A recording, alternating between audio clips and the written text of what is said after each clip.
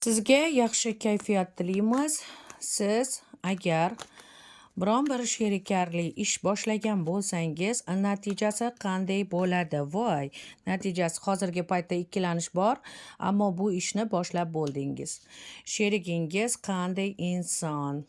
Nega sizda ikkilanish bor?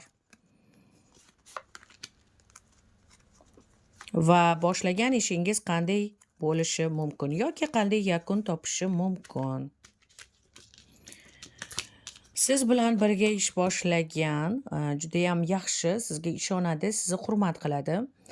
Har tomonlama hurmat qiladi, oilangizni, mehnatlaringizni hurmat qiladi hamda u ko'proq jadallikni bo'yniga olgan. Sizga unchalik tashvishlar tushmagan ya'ni bu biznes bo'yicha yoki ish bo'yicha u ko'proq jadallikni, ko'proq kontrolni u o'z bo'yniga olgan. Albatta, bu ish ba'zida savdoning kamayib ketishi va qo'rqinchli biron bir ko'proq qanaqa desak, qo'rqinchli emas, dokumentatsiya ishlarida muammolar tug'ilishi mumkin.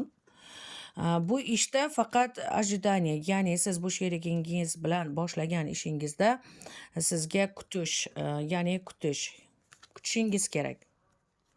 Xo'p, kutsangiz nima bo'ladi?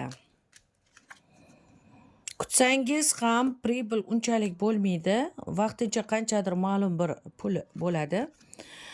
Va dokumentatsiya ishiga ko'proq soliqlar yoki dokumentatsiya ishiga ko'proq vaqt, ya'ni bu ko'proq gap so'z, lekin natija kamroq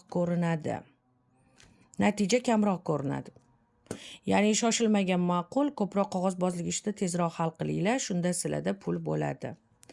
Aynan shu narsaga ko'proq e'tibor qilinglar, qog'ozbozlik bo'yicha. Aynan shu narsa sizlarni boshinglarni og'rityapti.